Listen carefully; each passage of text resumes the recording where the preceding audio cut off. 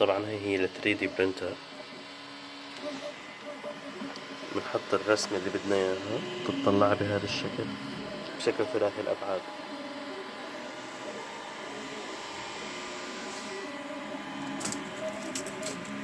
بالنهاية بتطلع معنا بهالشكل هذا.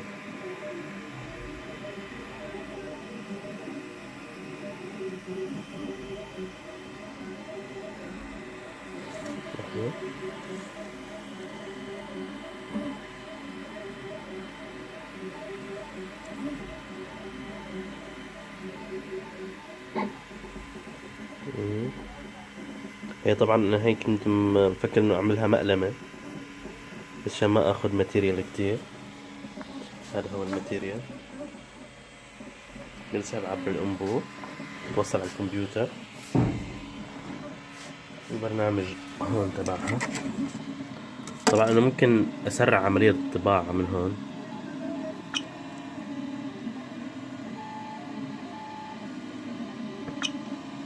هاي اسرعها 100%، بس فيني ازيدها اكتر.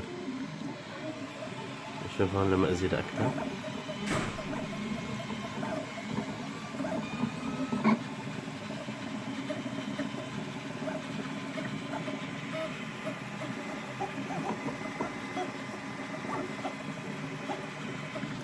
هاي 766%.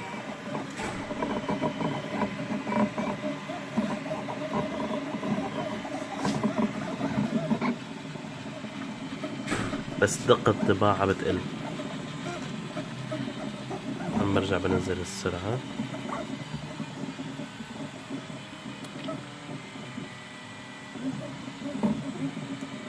هاي ل 100% رجعت السرعة.